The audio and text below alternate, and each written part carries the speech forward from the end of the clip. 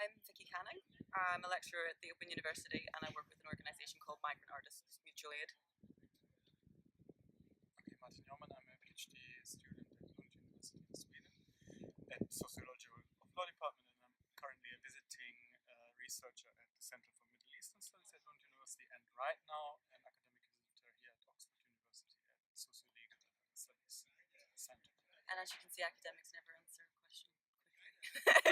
But actually, Martin and I have worked together for a couple of years in activist capacities as well. So we do a lot of research I focus a lot on with women seeking asylum, the ways in which the state can sometimes, or arguably quite often, compound the impacts of earlier traumas. And Martin, you've done some research. We both work in Sweden as well. Yeah, mostly in Sweden, also a bit in Germany on self-organized refugee activism. So the idea of that people with their own experiences of seeking asylum are leading in the role of activists. Yeah, and so one of the main discussions that we were having toward the end of today with the Border Criminologies 5-year celebration is, what is activism in academia? And it's been a discussion that people often, I've had people say, you can't be an activist and be an academic, and questions about objectivity. And my first answer, and I think Martin, you'd probably agree with me, or I'll say that you do anyway, the answer would be that the borders that are in place are not objective, they're subjective. They are funded by states, they're funded by corporations. They are very deliberate decisions, they're placed into policy. These things aren't objective in and of themselves, so I actually don't see positionality being a very serious problem in terms of research. As long as you are undertaking rigorous research, whether it's discourse analysis alongside I do a lot of oral histories and interviews. I interview people who are seeking asylum, but also people who work in, for example, detention centres in Sweden or Denmark, and practitioners and psychologists. As long as you're getting a range of these things, how we interpret it, I think, should be based in how we go about mitigating harms. And in terms of the ever-restricting border controls that people really feel in the everyday, I think it's important to think about autonomy harms whenever people's autonomy is reduced from them, relational harms when relations are friendships and even aspects of being part of communities are taken away or torn apart by some of these very top-level decisions. We've both been involved in different projects in Sweden as well, where Martin's based in Malmö, and people always make fun of how I say Malmö, but I'm just going to have to go with that. So do you want to talk a bit about, because you were also involved with whenever people were arriving in Malmö? Right, yeah, now the presentation. Quickly a word on what you had on positionality and the objectivity of taking a stance or not, whether to be normative, whether to be political, whether to be an activist scholar, or whatever. I think Sheila Benabib made a good point on that. The historical perspective tells us not only 200 years ago there were not national borders and border controls in the way as they are today, and the history of passports and residence permits and so on is even much younger. Not only that, also very likely in 200 years from now, are we going to have national borders and are we going to have border controls in the same form as today, right? So if we broaden the historical frame, are we non-objective? Are we normative? If we try to imagine, right, a little bit wider frame than 10 years back and maybe 10 years in the future. So I think that it is also ahistorical to argue for that crude positivistic view on what reality is and how we represent social practice. But also, academia is an incredibly powerful beast. It has a lot of weight behind it, especially subjects like law.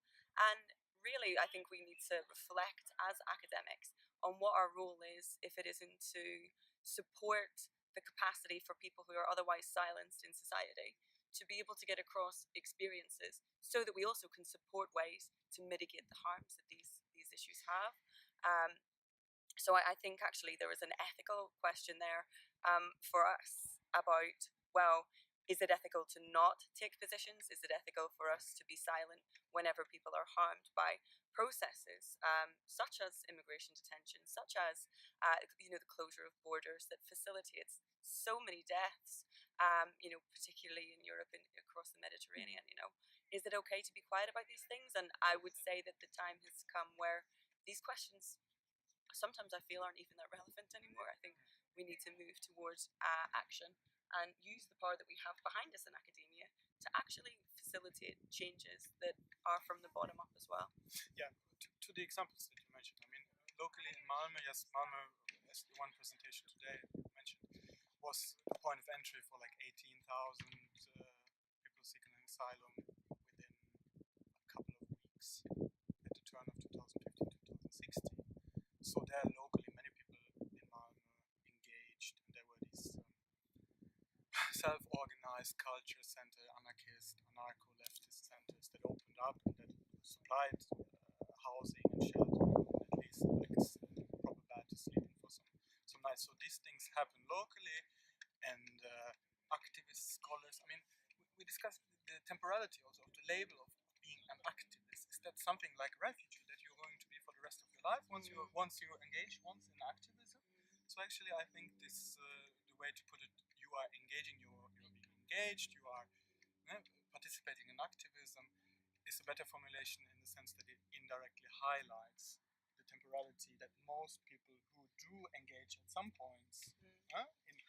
And actually, that brings us also to a point about how we replicate these arguments or these issues in academia and in our writing as well. So, how we use terms like asylum seeker. Why are we still using it from a critical perspective? Why would we impose on somebody a label that is nothing more than a legal status?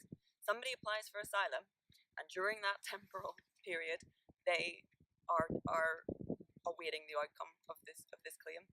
Why is it that we normatively use terms like asylum seeker uncritically rather than people who are seeking asylum? It's not the perfect solution. I disagree that it would solve all problems. I'm not saying it would solve all problems. That's just one example. Yes. But, because even there, the temporality. When does someone cease to be a refugee? Someone ceases to be a person who seeks asylum as soon as this person receives the legal status. But then actually, Martin, we agree because we're not using terms that are using these legal statuses just to impose on people. But that also brings us down to questions about criminology and the use of terms around crime anyway, because actually crime is a social construction that is historically and even contemporarily determined by elites. So when we use things like criminals or illegals or foreign national offenders, again we're labeling people with very powerful language, but that language is decided not by the people who are most affected or harmed by things like criminal justice processes, but by people who maintain aspects of elitism and power. I agree, and I try to stress it with this term economic migrant that we discussed today. People who are familiar with this, what is called the immigrant investor programs in Europe, which is also known as citizenship for sale. So if you have a considerable amount of economic capital, you are able and invited to invest into citizenship, for example in Malta, in Cyprus, but also in Austria, and in many countries of the global north, the European. So legal firms invite wealthy individuals to pay this money, and in Malta it's about 900,000 euros, in order to buy European Union citizenship. And so when we are using terms like economic migrant, it is very classed. It is always a form of classism that automatically focuses